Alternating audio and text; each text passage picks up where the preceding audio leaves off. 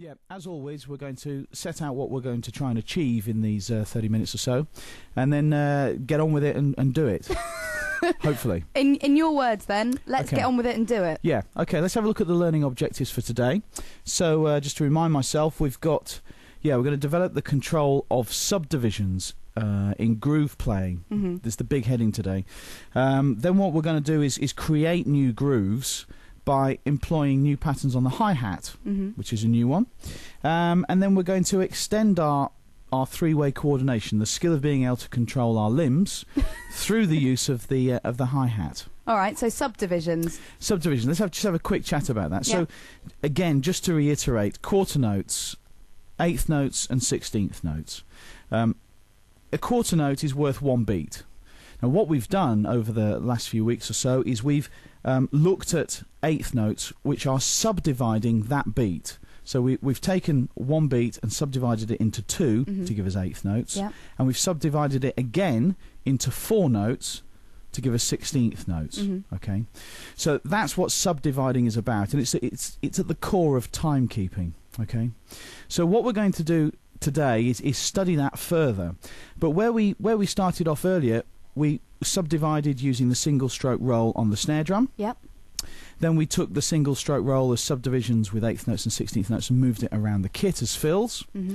Now what we're going to do is something a little bit different. We're introducing the hi-hat so that we can play more patterns on the hi-hat other than the quarter note that we've got as our example in our groove playing thus far. Yeah, I was going to say, previously it's just almost been a timekeeper, hasn't it? Just every beat, there it was, constant and steady. Well, one would hope so. These are going to remain a timekeeping constant and steady, but in these new subdivisions of 8th notes and 16th notes.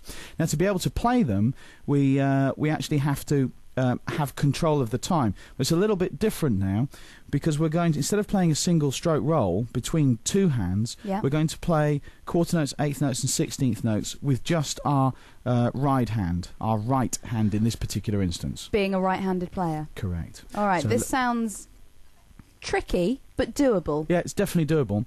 Shall we have a look at our first exercise? Indeed, let's. And then perhaps we'll even employ the video so that I can just talk through what's going on here. So we've got the exercise here. We've got a bar of quarter notes, bar of 8th notes and a bar of 16th notes. The difference, though, is that they're played on the hi-hat. All right. Okay. Let's have a little look. Great. 1, 2, 3, 4. Okay, so just a 1 and 2. steady pulse on the hi-hat.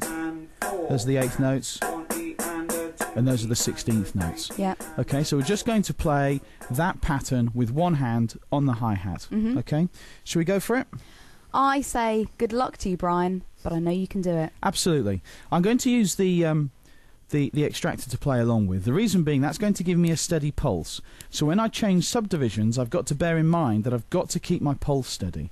Okay, so what we're going to do is play along with the track here. I'm going to jump on the acoustic kit and play on the hi-hat cymbals. All right. And this is with the hi-hat closed. Absolutely, yep. I wanted to talk about that. Make sure you get a nice tight sound by just having a nice even pressure from your foot. You don't want to lean into it to keep it tight. You should just be able to use the weight of your leg on it to keep a nice tight chippy sound there. Or heavy shoes. Or very heavy shoes. Here we go. Let's have a go. 2, 3, 4. 1, 2, 3, 4. 1 and 2 and 3 and 4 and 1 E and a 2 E and a 4 E and a 1, 2. Try and keep breathing whilst counting. 1 and 2 and 3 and 4 and 1 E and a 2, 3 E and a 4 E and. Now, just one of the things this will help in your overall playing is just a little bit of concentrated time on your right hand movement. So in itself it's going to improve your flexibility and motion in the right hand. All right. Talk me through the sort of positioning of the arm then and the movement in it. Okay, so quite as it always is, down by your side, with a pretty much a 90-degree thing going on. Quite low on the hi-hat, and making sure that you're not holding your elbow up, Right. creating tension from the shoulder, just nice and relaxed down by your side, so that when you're playing, just using your wrist. I mean, you're not going to get into that position where you'd have to hold your shoulders up. It's good to be relaxed, shoulders down by your side, and just playing quite a low, straight arm, elbow not tucked in there, but just relaxed down by your side. It's all about being comfortable, isn't it? It's all about being comfortable. It's all about being relaxed. And of course, you know, different people have got different relaxed positions, you know. So Mine's normally lying down in bed, actually. well, not good for playing the drums, but yeah. okay. But, you know, as I was saying before in previous shows, is that it's important that you find your position where you're relaxed. But the general rules are relax your shoulders, arms down by your side, sitting, you know, with your feet evenly spaced apart in that kind of position. So you don't want to be holding anything up here. And that will help you stay relaxed. So if you play that exercise as such, you can now, with your right hand, move between quarter notes, eighth notes and 16th notes. Now we're going to use those to play grooves in both this lesson and the lesson afterwards. All right, in lesson 6. Correct. So, you know, spend some time making sure you understand the timing of that and how it feels and relaxing the motion. But we're going to move on quite quickly, of course. As always. As usual, I'm afraid, because of the time constraints. And we're going to look at building a rock groove with eighth notes on the hi-hat. Okay, so what we've got here, if we just look at the exercise, I'm going to take you back to the principles that we set out at the very beginning of the course, which is when you're building new grooves, when you're building any pattern whatsoever, understanding the individual components. Now what we've got here, if I just look at the screen, we're going to play eighth notes on the hi-hat as part of our rock groove. And what we're going to do is play the very first bass drum and snare drum pattern with the bass drum on beats 1 and 3. Yes. So no fancy nonsense.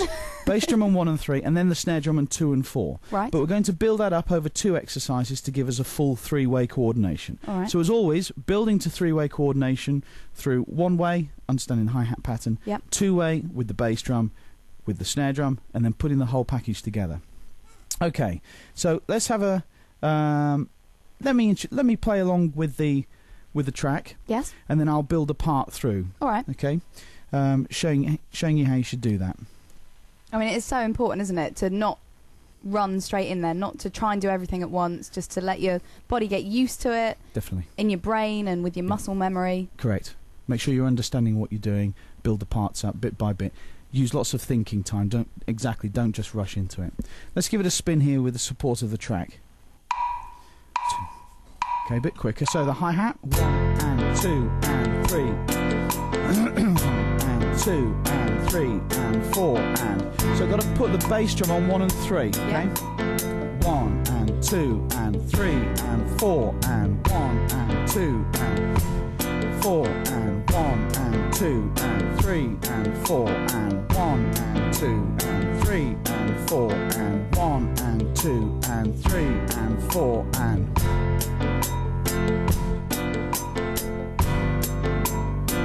Again, you know, just try and get the flow going. Try and stay nice and relaxed.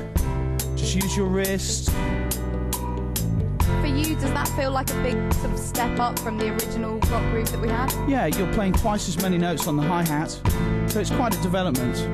Okay, so I think we've probably demonstrated that quite nicely.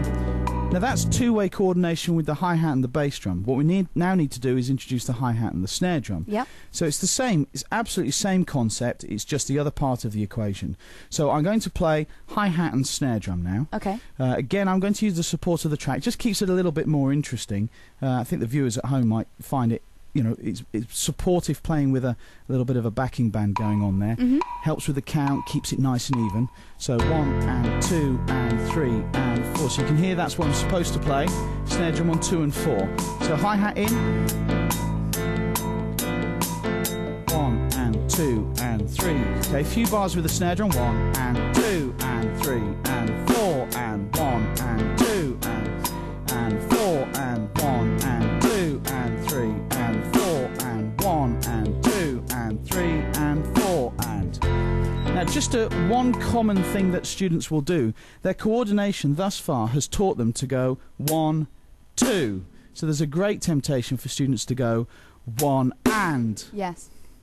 That's a little trick they might it's a little trap they might fall into. Yeah, because you want to do what the right hand's doing. Yes, exactly. And that's what their muscle memory has taught them to learn to do. Okay. Are you going to give us an example of how it sounds altogether, or are we going to leave that until part 2? No, I think we can probably just play this, show it how it's supposed to sound in this first part, and then we'll move on to 16ths in the second half. Okay. See how it goes. 1 and 2 and 3 and 4 and 2-way coordination.